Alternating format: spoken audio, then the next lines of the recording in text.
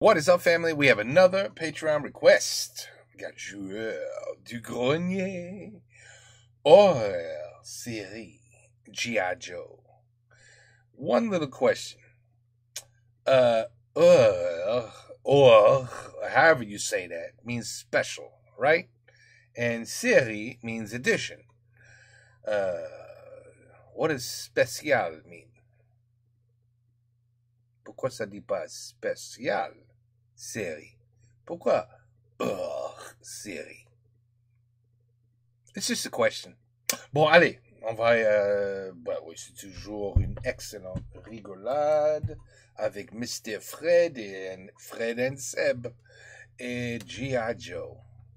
On the NES? C'est pas. G.I. Joe.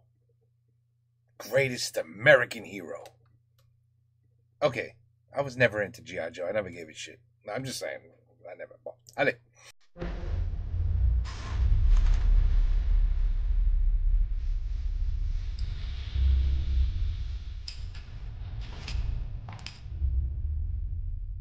Vous savez ce que je vois? Des mollusques, des moules, échoués sur une plage après une marée noire. Vous êtes mous. Moi, à mon époque, Vous êtes animé, c'était des tanks, des avions, des lasers, des barbares avec des épées qui tirent des lasers. Et vous, qu'est-ce que vous avez? Pas de patrouille? Dora l'exploratrice? Bluey? Est-ce que ça va vous aider? Vous croyez que Lady Miraculous va venir vous sauver quand vous aurez vos couilles entre les dents d'un russe enragé qui plante sa baïonnette dans vos entrailles en vous regardant droit dans les yeux?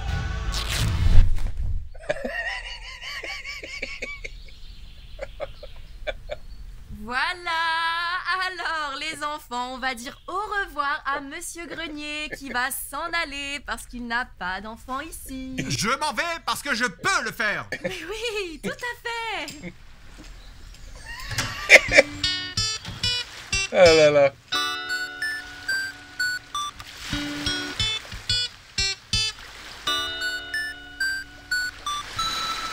Un, deux, trois, quatre.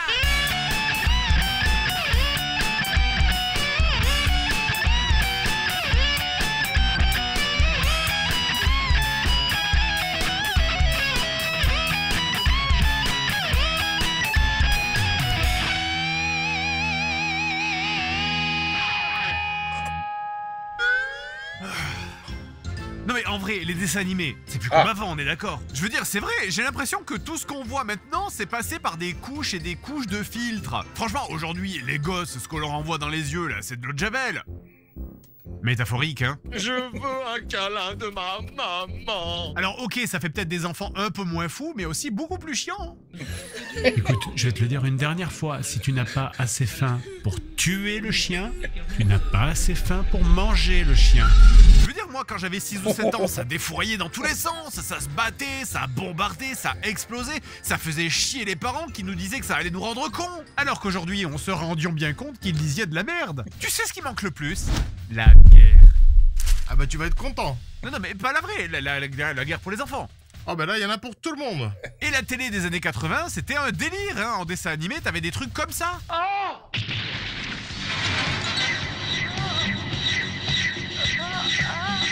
Alors la question que je me pose, moi, mais c'est comment on a fait pour que les petits garçons, là, ils échangent leur treillis contre des costumes moulants en latex et leur casque à pointe contre des serre-têtes avec des oreilles de...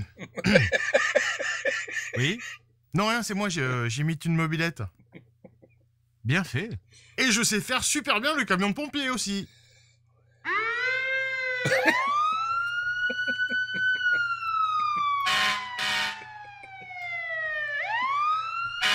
Et bien sûr, quand on parle des Très années bien. 80 et de dessins animés de guerre, il est impossible de ne pas parler de G.I. Joe. So it's not the game, it's the actual show. Wait. Yeah, I never gave a shit about this. La quintessence du dessin animé pour garçons à l'ancienne, hein. Tout le monde connaît G.I. Joe. Même si vous ne connaissez pas G.I. Joe, vous connaissez G.I. Joe. À l'époque, De c'était nom, l'équivalent oui. de Barbie pour les filles ou de Tortue Ninja pour les tortues. Alors, c'est quoi G.I. Joe? Eh bien, G.I. Joe, avant d'être une série, c'était des jouets. Des jouets qu'on pourrait qualifier de, disons, américains. Sergeant Slaughter. WWF. Sergeant Slaughter.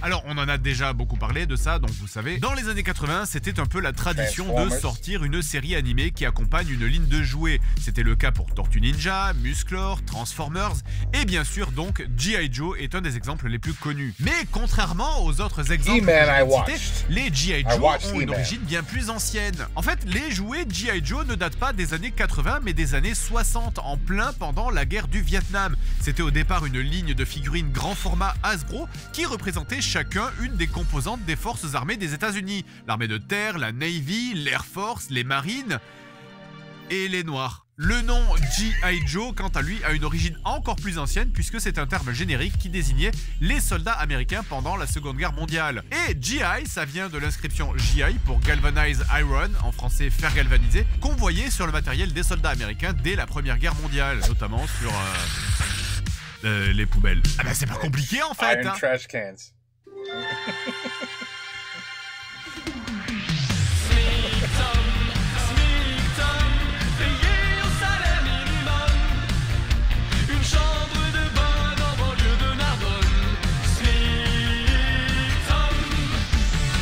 Ok, c'est pas ouf. Surtout que eux, ils ont des super designs, hein. Regardez là, ça on voit qu'on est tout de suite chez les vrais bonhommes là, hein.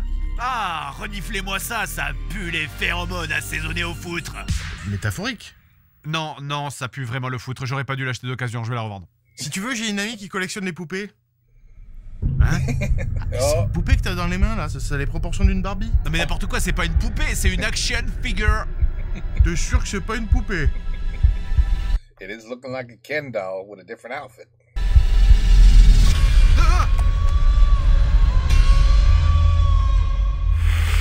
Bon alors, effectivement, les premiers G.I. Joe étaient des poupées avec des proportions très proches des Barbie sorties quelques années plus tôt. D'ailleurs, la raison pour laquelle on ne les appelle pas des poupées, c'est parce que c'était une prérogative chez Hasbro à l'époque, qui refusait qu'on utilise ce mot pour désigner les G.I. Joe, de peur que les petits garçons refusent de jouer avec. C'est pour ça qu'ils ont inventé et imposé le terme action figure, qui est encore aujourd'hui utilisé pour désigner les figurines articulées pour garçons dans le monde anglophone. Mais bon, ça... That was a good call. That was a good call. Ça n'a aucune importance, hein, tant Fred. que ça rentre bien dans votre poche à couilles. Poche à couilles. C'est un sac à main. C'est une Sac à main. Une poche à couilles. poche à couilles, Seb. Par contre, le côté bonhomme qui font la guerre, hein, c'était chouette au début, mais plus le temps passait, plus les États-Unis s'enlisaient dans la guerre du Vietnam. Et moins ça plaisait d'avoir des enfants qui faisaient joujou avec des trucs aussi patriotes et militaires. Si bien que dans les années 70, Hasbro a essayé de moderniser une première fois G.I. Joe avec une nouvelle gamme de figurines. Les G.I. Joe Adventure Team, avec le même modèle pour les poupées. Les figurines. Mais un reskin pour les rendre plus pacifistes, hein, plus hippie, plus relax, plus poilu. G.I. Joe, now with lifelike hair. Now with lifelike hair. From Hasbro. Et évidemment, ils ne font plus la guerre dans cette version, ils font des aventures aux quatre coins du monde. Et leurs ennemis ne sont plus des soldats d'autres pays, mais des animaux. Ou des cailloux. Oh putain, un caillou! Oh putain, un autre caillou! Bon alors évidemment ça n'a pas été le succès du siècle, hein, et les chocs pétroliers des années 70 ont rendu le plastique beaucoup plus cher, et donc ce type de grande figurine beaucoup moins rentable, ce qui a fait s'effondrer la licence. Mais de toute manière, pour les gens de notre âge, quand on pense à G.I. Joe, on pense pas à ces grandes figurines réalistes, parce que nous, G.I. Joe, ça commence près de 20 ans plus tard, en 1982. Quand Hasbro décide de relancer la licence sous la forme de toute nouvelle figurine articulée, plus petite, et cette fois scénarisée autour d'un conflit entre les gentils G.I. Joe Et les méchants. Real American heroes don't do drugs. et la méchante organisation terroriste Cobra. Ce qu'on a tendance à oublier aujourd'hui, c'est que G.I. Joe, c'est des jouets, certes, c'est des séries d'animation, mais c'est aussi des comics. Des comiques, hein? Bon, Les inconnus. Fais la version courte, mais en fait, l'idée de G.I. Joe de 82 vient d'un échange entre le patron d'Hasbro et le patron de Marvel qui discutaient en pissant dans les urinoirs. Hasbro voulait relancer la licence et Marvel leur a fourni des gens créatifs pour bosser dessus. Et en fait, c'est juste un reskin de Fury Force, un comics que Marvel était en train de préparer qui voyait s'affronter le Shield et Hydra. Ils ont juste remplacé le Shield par G.I. Joe et Hydra par Cobra. Et en fait, l'idée du comics, c'est la vraie idée géniale derrière G.I. Joe. Alors, je vous explique vite fait le concept. Au tout début des années 80, faire des publicités pour des jouets était soumis à plusieurs conditions, surtout en ce qui concerne l'usage de séquences animées. À l'époque, pour promouvoir un jouet, on n'avait pas le droit de faire une séquence d'animation de plus de 7 secondes par spot. I don't even know. What do kids play with today? What do they play with? Their phones? Their tablets? Their Xbox? Their PlayStation? What do kids play with today in 2025? C'est incroyable, huh? Nobody plays with G.I. Joe dolls, you know what I mean? Or anything like action figure, G.I. Joe action figures. But like, you know, today they should be like, you know, action figures of whatever the hell, like Thor, the Hulk, Spider-Man, Superman. But I don't think anybody does that anymore because everybody just stares at this. C'est dommage. Pour pouvoir contourner ces conditions, ils ont réalisé des pubs, non pas pour les jouets, mais pour les comics, qui eux étaient des pubs pour les jouets. Et étant donné que les BD sont des livres, pas de limitation, ils ont le droit de faire ce qu'ils veulent. Je fais une petite pause pour laisser le temps aux publicitaires qui nous regardent de nettoyer leur écran. Hasbro a donc produit une série de publicités animées qui serviront de base esthétique pour la première série G.I. Joe. Et c'est donc sur cette base qu'ils ont pu décliner 30 ans d'animation télévisuelle en 5 séries différentes. Il en reste un peu là.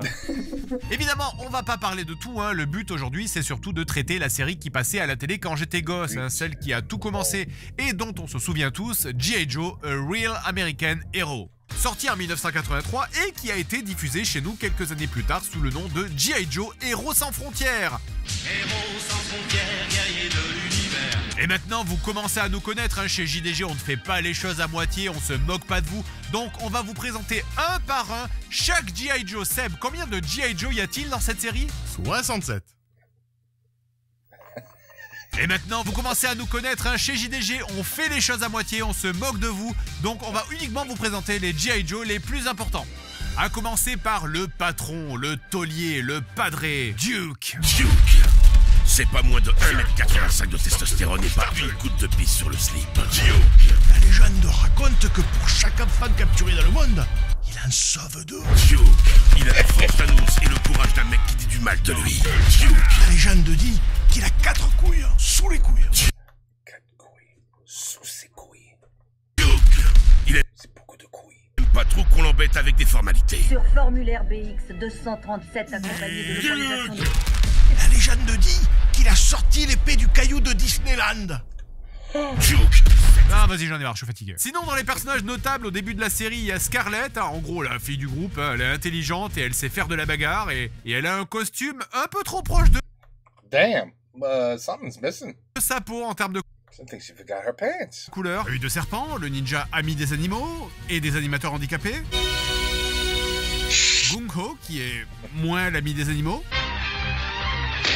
Harpon, qui n'est pas l'ami des gauchistes. Et quand je pense qu'il y a des végétariens. Le chinois, qui a visiblement quelques petits problèmes de gestion de la colère. N'ayez pas peur, j'agirai en douceur.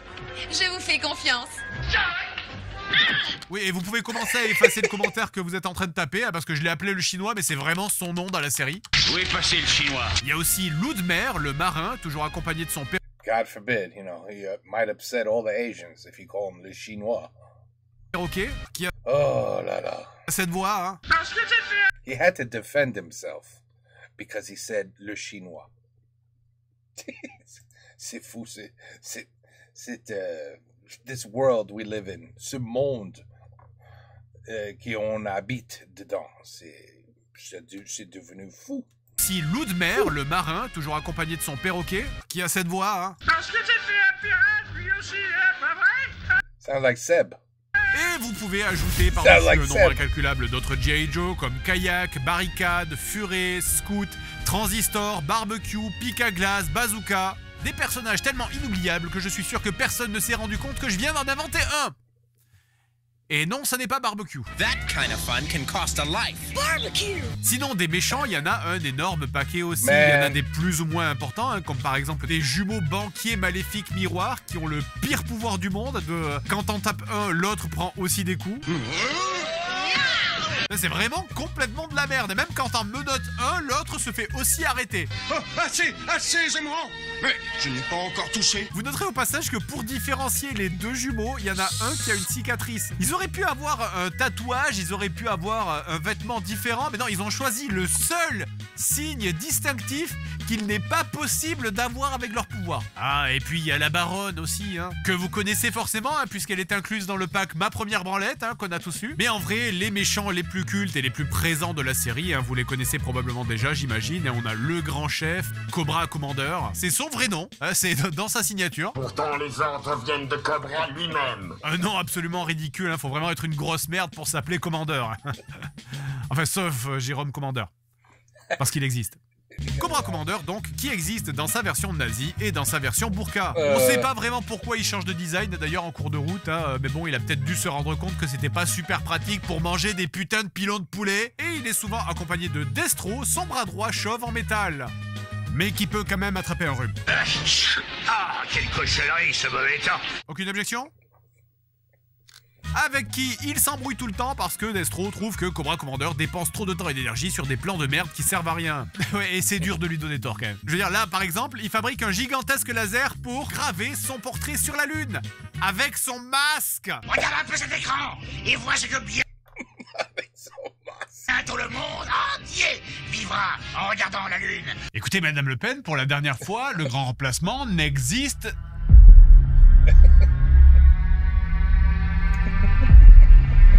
Ce qui énerve assez Destro pour qu'il se mette soudainement à sortir des accents du terroir. Ce grotesque graffiti.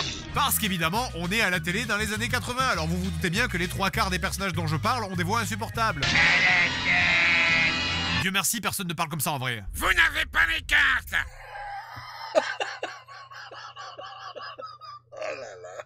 Par contre, ils ont des moyens illimités, hein. Ils fabriquent des machines hyper puissantes, quasiment indestructibles, bon, sauf si vous renversez de l'eau dessus. Heureusement pour eux, les G.I. Joe ont aussi des technologies super sophistiquées. On va recevoir un message codé. Oh, Waouh, c'est une super technologie de cryptage, ça, on va essayer. Mon code de carte bleue est le 9900. Man, how does he do that? That's amazing. That's excellent. He just, man. 68 0075 34 22 0068.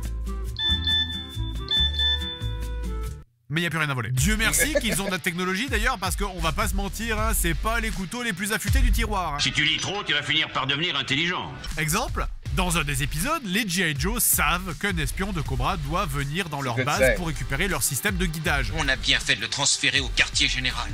Alors il risque d'y aller. Oui, mais on sera là pour les attendre. Un soir, ils mettent la main sur une femme tout habillée de noir qui essaye de pénétrer dans leur base en secret. Vous cherchez quelque chose? Sauf qu'elle leur dit qu'elle ne voulait pas voler des trucs, mais juste elle voulait les observer dans le but de devenir elle aussi une G.I. Joe. Croyez-moi, tout ce que je veux c'est entrer au G.I. Joe. Et ben voilà leur réaction. Bon, allez, c'est réglé, on efface tout, fais-lui visiter la base. On est en train de changer les codes de sécurité de tous nos appareils en activité. Et personne ne pourra passer nos défenses sans avoir ce code. Et on a décidé de changer de code tous les jours.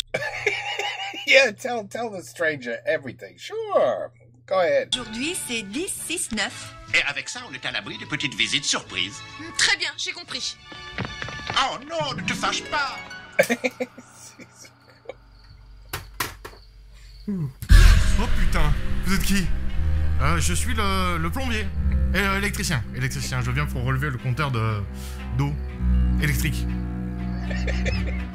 Oh putain, vous m'avez fait peur. Non, parce qu'aujourd'hui, je les enchaîne. Hein. Le téléphone marche plus, les lumières marchent mal. Il y a aucun voisin des kilomètres à la ronde. Le système d'alarme dont le code est 1, 2, 3, 4 ne marche plus. Du coup, mon coffre-fort qui est rempli de lingots d'or, qui est juste ici, là.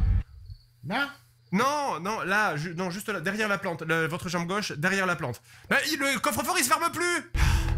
Putain. Bon, ça vous dit, puisque vous êtes là, on se fait une petite partie de Colin Maillard. C'est moi qui commence. Allez. Ouh, je vois rien du tout.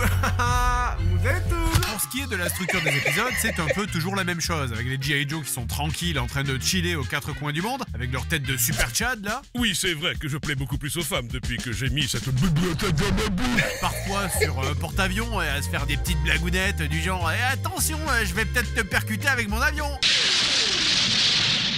Un jour, elle ratera sa manœuvre et s'écrasera sur nous. Un jour, je réussirai ma manœuvre et je m'écraserai sur eux.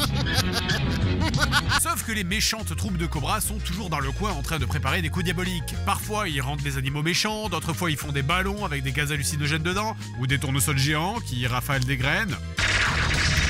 Ou faire brûler tous les billets du monde pour créer une crise économique, ce qui déclenche de terribles émeutes un peu partout. On veut de l'argent! On veut de l'argent! De moins en moins créatif la CGT. Hein. Et si vous pensez que tout ça est un peu con et que ça sert juste de prétexte à mettre en scène des grosses bastons entre les G.I. Joe et les troupes de Cobra, bah j'ai envie de vous dire non, vous croyez? Mais vous êtes spectaculairement perspicace. Oh bah merci.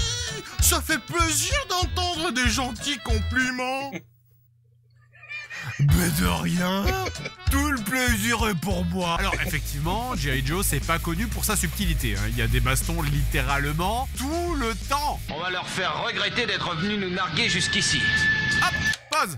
1 minute 52, générique compris, le premier missile qui part. Et ça ne s'arrête jamais, ça pète à gauche, ça pète à droite, ça pète en haut, ça pète en bas, ça pète devant, ça pète derrière et surtout, ça tire putain des rafales et des rafales. Chaque scène d'action est un ouragan de balles. Enfin, de lasers, évidemment, hein. Les G.I. Joe tirent des lasers.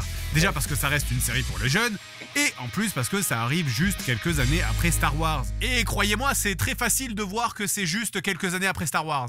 Entre les avions qui font des bruits de X-Wing, les robots qui sonnent comme R2D2, les bagarres littéralement au sabre laser. Et je sais pas si je suis fou, mais j'ai l'impression qu'il y a un moment où ils ont même oublié d'enlever la respiration de Dark Vador dans un bruitage qu'ils ont repompé. Mais ça n'est pas ça, le truc intéressant des scènes d'action. Voyons voir si vous arrivez à trouver ce qui cloche. Venez, il faut décrocher. Non? Regardez mieux. Son cul? Non, ça commence. Ah, bravo. Bah oui, mon Dieu. Toujours pas? The lasers seem to never hit them. Laissez-moi donc vous expliquer ce qui ne va pas. Personne ne touche jamais a laser. Que ce soit. Je te laisse t'occuper d'eux. Sois tranquille, je m'en charge. Occupe-toi du cube, c'est tout. Franchement, dans toute la série entière, il y a peut-être 2 ou 3 tirs au max qui atteignent leur cible. Et ça a l'air même pas de faire vraiment très mal. Je veux dire, je comprends bien que c'est parce que c'est une série pour enfants. Mais c'est pas quand même un peu abusé, là? Mais regardez ça, là, putain, mais comment c'est possible de rater ces personnages? Messieurs! Mais c'est comme les jeux que tu joues, Mr. Fred. Quand tu essaies de jump on the platform. And you just can't. You can't duck, you can't, everything kills you no matter what you do. It's the reverse of that with how you play your games. Basically, same thing. Comment c'est possible? C'est la même chose. De rater ces personnages? Messieurs, vous êtes là parce que vous êtes les meilleurs des meilleurs. La crème de la crème de la crème. L'élite de notre pays.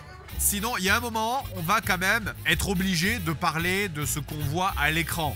Techniquement, je veux dire, en termes d'animation. Si je veux être complètement honnête, bon, c'est pas non plus atroce, on a vu pire que ça. Mais ponctuellement, il y a quand même des saveurs exotiques qui méritent de mettre en pause le magnétoscope. Notamment quelques très jolis grands plans. Mais franchement, mes moments préférés, c'est quand ça danse.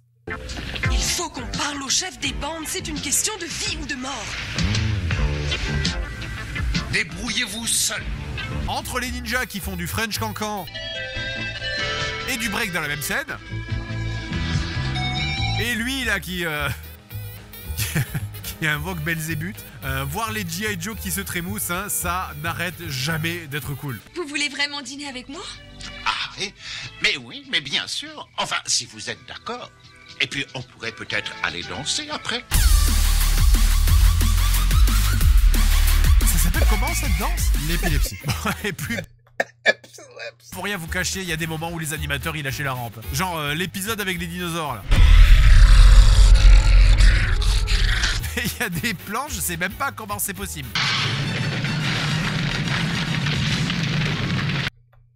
The wall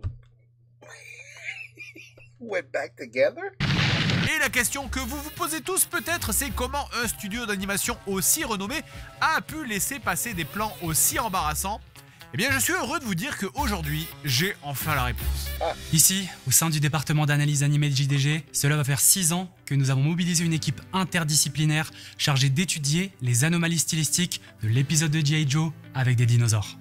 Grâce à une combinaison de rétro-ingénierie visuelle, d'analyse de trame par intelligence artificielle et d'archives de production, nous avons pu retracer les conditions de fabrication. Aujourd'hui, nous sommes fiers de pouvoir affirmer que les résultats convergent vers une hypothèse unique, étayée par l'ensemble des données. Ils en avaient rien à foutre. Effectivement, ça vous l'aviez peut-être déjà compris, mais G.I. Joe, c'est pas vraiment une vraie série animée. C'est juste une très longue publicité pour des jouets, donc bon, forcément, ils sont pas à la recherche de la qualité de l'animation ou même des scénarios. Hein. Parce qu'en vrai, ils savaient très bien que quelle que soit la qualité de l'animation des dinosaures, là, il n'y a pas un gamin au monde qui irait dire... J'ai l'impression que la qualité de l'animation s'est quelque peu dégradée depuis quelques épisodes. Il semble y avoir un nombre conséquent d'inconsistances dans les celluloïdes. Je crois que ça n'est pas notre fils. Pas d'enfant. Détourne son attention et je plante. Et la série, c'est ça tout le temps, hein. Plein de petits trucs pour vous vendre des jouets sans que vous vous en rendiez compte. Alors parfois c'est assez subtil, là par exemple il y a un moment où les méchants contrôlent les héros pour les faire se battre entre eux, comme un enfant jouerait avec des figurines. Et d'autres fois, il n'y a plus rien à foutre. Ils sont très vrais tes jouets, et c'est mieux qu'un train électrique. Alors, maintenant, il est... Hey. C'est mieux qu'un train électrique. Wow. Doucement là, doucement. Electric trains are the best. Il est temps qu'on discute sérieusement. Seb, s'il te plaît, est-ce que tu peux mettre tes lunettes? J'en porte pas. Allez, ça fait plus sérieux. Non, j'ai pas envie. J'ai peur que ça change ma personnalité. Allez, s'il te plaît. J'aime le zouk. Alors en fait, quand on a commencé à écrire cet épisode, on pensait qu'on allait pouvoir se moquer d'une vieille série mercantile de notre enfance qui est devenue irregardable aujourd'hui. Eh bien, écoutez-moi bien, G.I. Joe, c'est fantastique. Tout le monde ne sera pas d'accord avec moi, hein. Je suis sûr que pour des jeunes d'aujourd'hui, ça a l'air complètement claqué au sol, comme ils disent, ces petits enculés qui n'auront jamais de travail ni de retraite. Mais moi, j'en ai rien à foutre. So right. J'ai 40 balais, j'ai des poils à des endroits que je ne pensais même pas être possible. Wow. Les oreilles. Les oreilles. Enfin, et l'intérieur du... Eh ben je trouve que G.I. Joe, c'est mortel. C'est mortel parce que, comme leur seul et unique objectif, c'est de vendre des jouets, pour tout le reste, ils avaient complètement carte blanche. Très blanche, hein. Très très blanche. Y'a quelqu'un ici? Cette série, c'est absolument n'importe quoi, mais dans le bon sens du terme. Tout peut arriver à n'importe quel moment. Exemple, épisode 15, les G.I. Joe sont dans leur base et ils reçoivent un appel des méchants de Cobra qui posent un ultimatum en demandant la capitulation de tous les gouvernements du monde sous 24 heures, sans quoi ils augmenteront l'intensité des effets de la pyramide du néant. Mais nous augmenterons l'intensité des effets de la pyramide du néant. Un mardi classique. Soudain, nos héros entendent un bruit étrange qui vient de derrière la porte.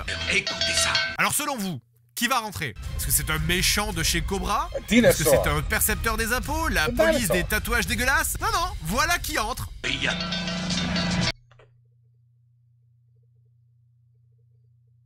Des vaches.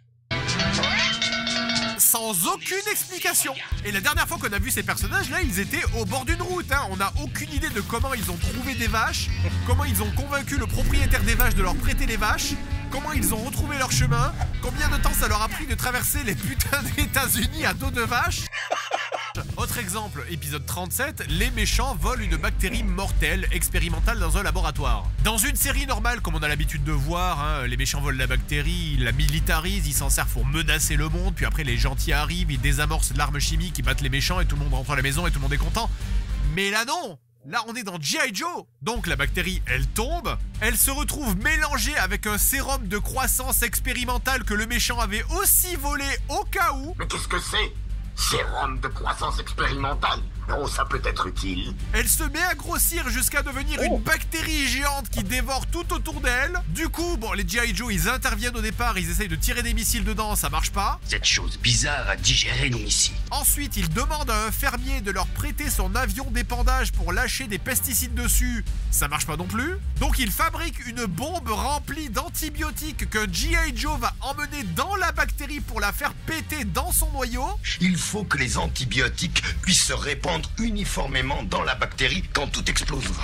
Bonne strat, mais non, ça ne marche pas non plus. Et pire, ils se rendent compte que plus on lui donne d'antibiotiques, plus elle va devenir résistante. Plus vous lui donnerez d'antibiotiques, plus elle va devenir puissante, voyez-vous. Et donc, le plan final pour l'arrêter, et je vous jure que c'est vrai, c'est de lui faire manger des pommes. Ah oui, bien sûr. Les pépins contiennent du poison. Vous n'êtes pas scientifique, monsieur, et je vous soupçonne d'essayer de nous vendre du poulet. Oh, mais n'importe quoi! Pourquoi est-ce que je m'embêterais à vous vendre quelque chose Colonel Sanders. tout aussi délicieux qu'un bon gros bucket de chicken wings? Donc, ils chargent des pommes dans leurs armes Non. et ils bombardent la bactérie jusqu'à ce qu'elle explose. Mais elle va bien finir par s'arrêter. Voilà. Les enfants, j'ai une bonne nouvelle, la bactérie est tombée dans les pommes. C'est horrible. I mean, seriously, this is why I miss nothing. I see that I miss nothing by never watching this show. I miss nothing. Au départ, je pensais que c'était juste quelques épisodes qui étaient fous comme ça. Mais en fait, dans la plupart des épisodes, bon, pas tous, mais franchement pas loin, il se passe des dingueries, comme disent les jeunes claqués au sol. Entre l'épisode spécial Noël avec le perroquet qui devient géant et qui chante Vive le vent en pétant le plafond.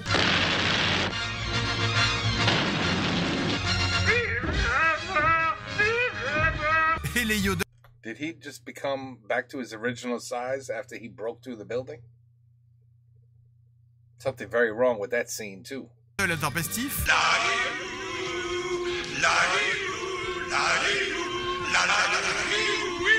Franchement, vous pouvez prendre n'importe quel épisode et vous aurez au moins une bonne dizaine de minutes de n'importe quoi, c'est hallucinant. Et parfois, c'est des rafales. Genre là, les G.I. Joe, ils doivent se déguiser pour pas être reconnus par les méchants. Bon, qu'il y en a un qui se déguise en saxophoniste, ouais, ça marche. Que le ninja se déguise en chanteuse mais garde quand même son masque. Bon, dans la confusion, ça peut passer. Le moment du perroquet, c'est là où j'ai commencé à trouver ça bizarre. Ah, il a des lunettes. Pourquoi avoir mis une queue de rat au chien alors qu'il porte un chapeau et une perruque? Soit vous le déguisez en rat, soit vous le déguisez en Carmen Sandiego. Mais surtout, pourquoi je trouve ça génial? Est-ce que je suis devenu fou ou pas? Je sais pas. Je vais peut-être me réveiller avec de la bave qui mousse et de la merde plein le slip. L'inverse serait pire. Je sais même pas de quel épisode vous parlez, sérieux. Est-ce que je vous parle de celui avec les extraterrestres qui attaquent la Terre, mais que en fait c'est pas des vrais extraterrestres mais des Arabes? Restez tranquille, tous les dieux, ça servira à rien de tout. Ouais, bon, peut-être pas celui-là du coup. Ah non, en fait ça va, hein, c'était pas des Arabes, c'était des membres de Cobra déguisés en Arabes, déguisés en extraterrestres. C'est dommage, hein, d'ailleurs leur plan aurait pu marcher s'ils avaient pas oublié une putain de brique de lait en plein dans le cadre du message vidéo de menace qu'ils ont envoyé à la planète Terre. Moi, je m'adresse à vous tous depuis la Lune. Bon allez merde, vous savez quoi, je vais tirer un épisode au hasard. Ok Google, donne-moi un chiffre au hasard entre 1 et 95. Pas de soucis Fred, le numéro est le 35 et n'oublie pas, tu es cool. Ok, épisode 35, voyons. Tu n'as pas envie d'essayer, dis-moi la vérité. Je T'es vraiment super cool, tout le monde t'adore. Bon alors ok, l'épisode en question en fait il est très Marvel hein, avec un personnage de méchant maître du jeu qui envoie ses robots, très discret. Excusez-moi si c'est mal poli. On est d'accord, vous n'êtes pas vraiment pilote d'avion. Pour kidnapper des G.I. Joe et des membres de Cobra et les enfermer ensemble dans une sorte de parc machiavélique où ils vont devoir affronter des robots dinosaures qui crachent des flammes par le nez et des tondeuses à gazon géantes. Mais évidemment, l'intérêt principal de cet épisode, c'est les grosses loges de la baronne qu'ils ont foutues à moitié à poil. On sent qu'ils avaient bien conscience d'être regardés par des garçons. Et allez, la bagarre avec l'autre fille.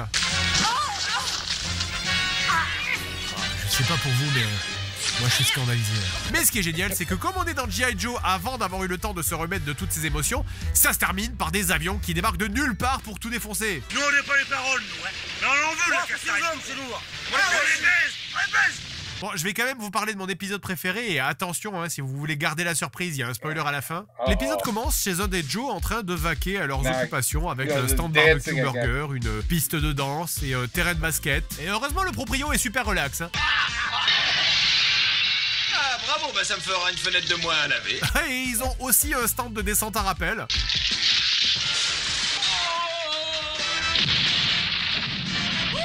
Ah, ils s'amusent tous, ma soirée est très réussie. Bon bah du coup tu permets, je baisse ta femme. Oh super, et moi qui avais peur que les capotes périment. Quand soudain le téléphone sonne et à l'autre bout du fil, un mystérieux personnage qui se fait appeler le mouchard leur donne un code. Ici le mouchard, et je vous rappelle ce qui est convenu.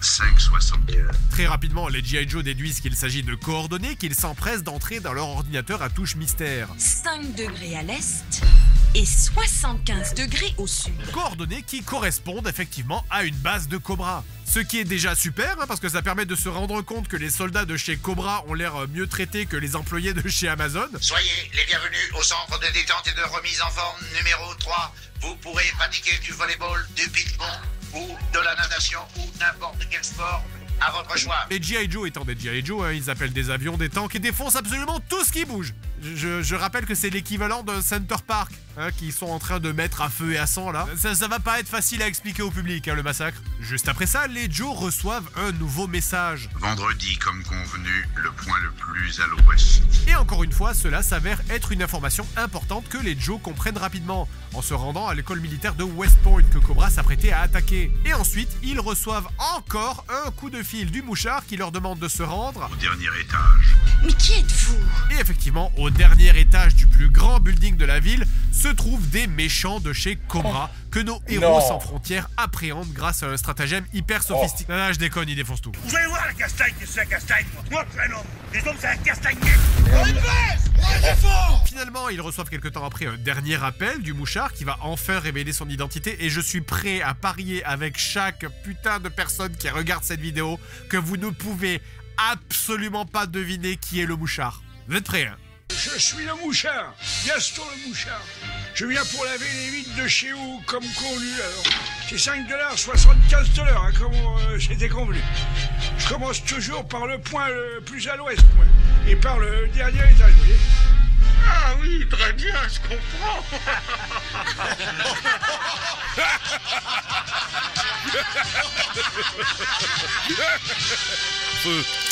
Alors, il y a beaucoup de questions que j'imagine dans votre esprit. Pourquoi le mouchard a une voix complètement différente de celle qu'il avait au téléphone? Pourquoi est-ce qu'il a appelé 3 fois pour donner à chaque fois un petit bout d'une information qui aurait pu tenir en une phrase? Pourquoi ne dit-il pas simplement au G.I. Joe qui il est dès le départ? Comment est-il possible qu'à chaque fois les G.I. Joe tombent par hasard sur des membres de Cobra? Arrêtez complètement de réfléchir à ça parce qu'il y a une information que je vais vous donner qui va vous faire complètement oublier ce que vous venez de voir. En fait, je l'ai pas dit parce que je voulais garder ça pour la fin, mais je pense qu'à un moment, les scénaristes dans la série se sont dit... Oh mais ils disent qu'on comprend pas assez le thème du serpent chez les méchants. Ouais, bah oui, tu sais quoi, on a qu'à rajouter un mec encore plus serpent. Ah voilà, genre le super méchant serpent. Ouais, genre un mec, il a dédié toute sa vie au serpent. Ouais. Genre du matin au soir, il pense au serpent. Ouais. Hein? Et même carrément, il s'habille en serpent. Ouais. Il a même un super casque sur la tête en forme de serpent. Bah voilà, on fait ça, il y a des petits serpents qui sortent sur les côtés, là, comme ça. Ouais, et on pourrait l'appeler Serpentor. Serpentor, bah ouais, allez. C'est super. C'est super. Non, c'est ça.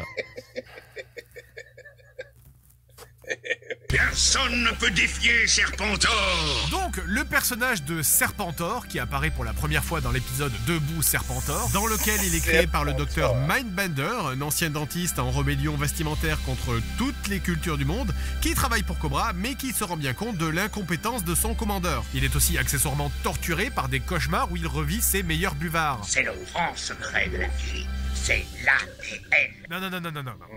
Ça, c'est de l'ADN.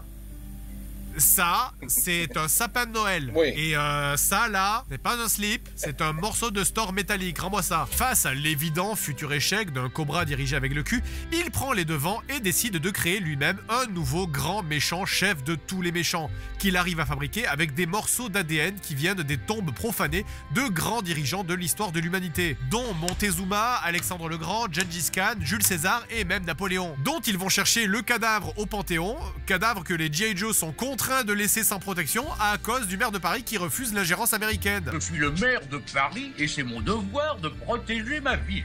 Qui, au moment de la sortie de cet épisode, je le rappelle parce que la ressemblance n'est pas forcément frappante, était Jacques Chirac.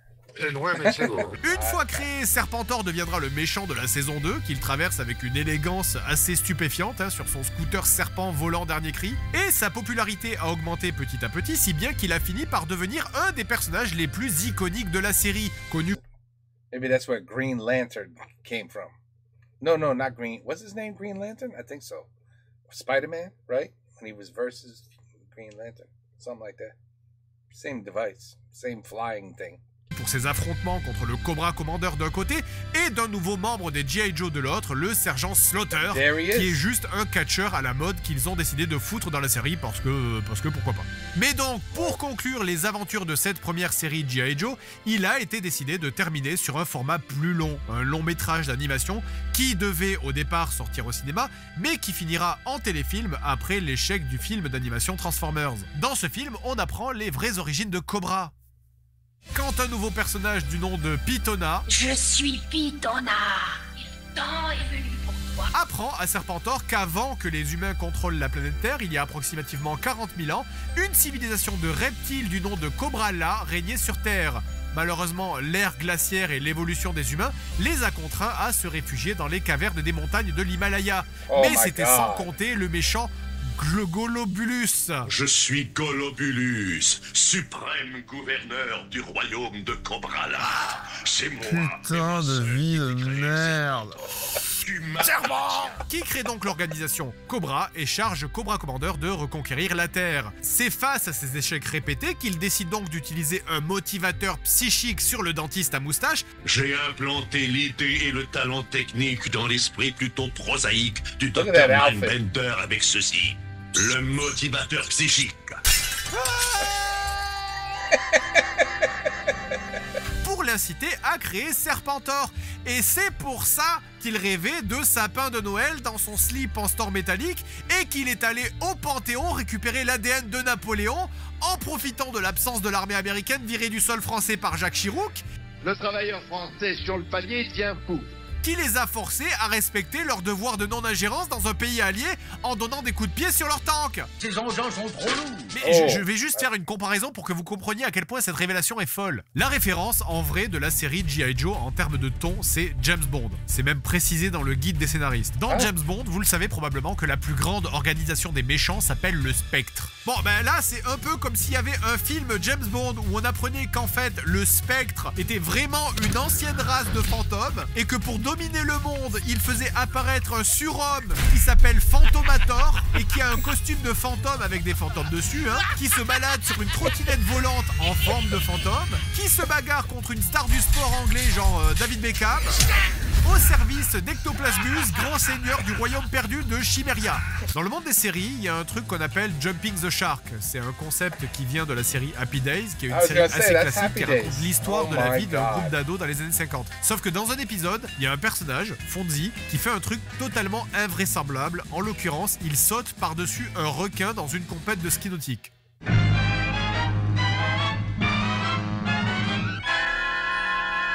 Depuis ça, l'expression Jumping the Shark est devenue la façon de décrire le moment où une série part en couille. Mais dans G.I. Joe, le requin, il est sauté dès le premier épisode. Et au fil de la série, on se rend compte que le skieur, il retombe jamais en fait.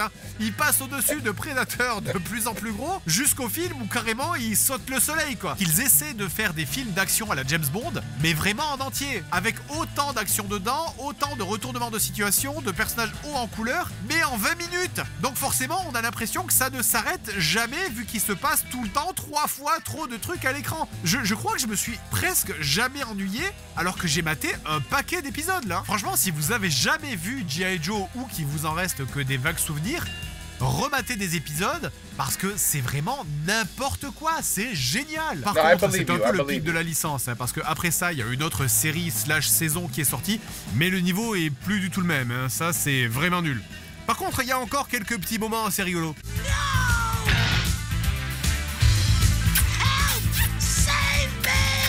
Quelques films d'animation en 3D dont certains sont vraiment atroces à regarder, et enfin les films live qui sont 1000 fois moins cool et étrangement beaucoup plus sages, malgré quelques moments quand Oh même my assez God. cons. Mais bon, c'est pas con pareil, clairement je pense que c'est pas That's right, there was a G.I. Joe movie. I also ignored that too. You guys have Happy Days? Happy Days in France? Happy Days was fun. I remember Happy Days. That was a good show. Did they play it in France? I would, maybe. Possible de retrouver le ton de l'ancien G.I. Hey. Joe. Ça appartient trop à son époque. Et c'est peut-être là qu'est sa place en fait. Enfoui dans nos mémoires, quelque part entre l'odeur des chocs à pic et le son mélodieux des jingle pubs. Peut-être qu'il est temps de finalement fermer la poche à couilles. Le sac à main. La poche à couilles. Et de passer à autre chose parce que, ok, G.I. Joe c'est génial à mes yeux. Mais Non. je suis sûr qu'en regardant les trucs de gosse d'aujourd'hui avec un esprit ouvert, on peut trouver le petit diamant caché dans la roche. Miraculeuse, porte-bonheur, Lady Magique et Lady Chant. Oui, allô? Oui, allô, G.I. Joe? J'ai un petit service à vous demander. On les ont tous! Demain!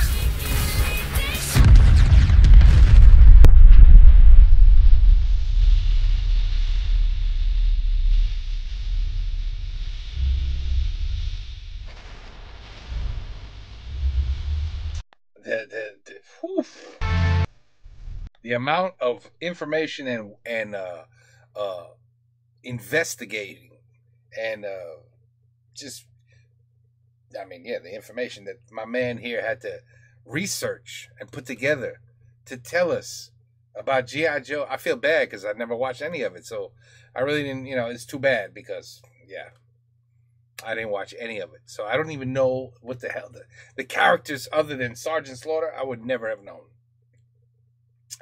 But I would never in a million years watch a show like that. But I did watch He-Man, which you could make fun of too. You'd be like, at the end of every He-Man, Skeletor lost, the poor bastard. I was rooting for Skeletor. After a while, I was like, you know what? I'm tired of He-Man. Skeletor, go whoop his ass, please. And nope, once a whoop, it would fail every time. Every time. And then the next day, maybe today, Skeletor will whoop his ass. Nope. He-Man wins again. It's one of those shows, like, yeah, but this,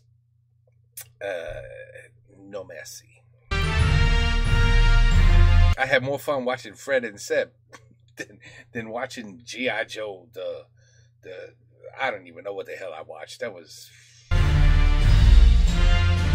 no interest. G.I. Joe. And then voila. Oh, maybe it was Schwarzenegger, maybe played it. No, G.I. Joe. Somebody, wait, who? I remember there was a G.I. Joe movie, but I have no idea who played it because I didn't watch the movie. Well, anyway, doesn't matter. Never played the game.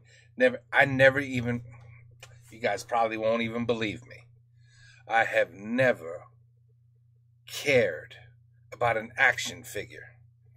It never made sense to me. Like, I'm holding an action figure, and it's G.I. Joe. He's attacking, bing, bing, bing. Like, how's that fun? I don't know. I like cars. I was playing with cars and electric trains. That's what I was doing. I wasn't watching things like this. Anyway, if you guys enjoyed it, and you guys got Happy Days in France, that's pretty cool. But, Joueur Du Grenier, il avait pas la chemise jaune, alors I should have known better. Bien sûr, c'est pas un jeu de merde. C'est a series, a special series called G.I. Joe. And, unfortunately, I never watched it, so I can't, relate to the characters, but it looked terrible. It looked terrible to me. Even though Fred said give it a chance, I'm sorry, Fred. It looks terrible to me. Terrible. Bon, okay. Joueur Du Grenier, G.I. Joe. Finally, I know. I'm sorry. But it's not that long. I went on vacation, So I'm trying to catch up. But it's only like, the request is only like 3 weeks old. Something like that. It's not too bad. I've done worse. Don't worry. Take care. Peace out. À la prochaine.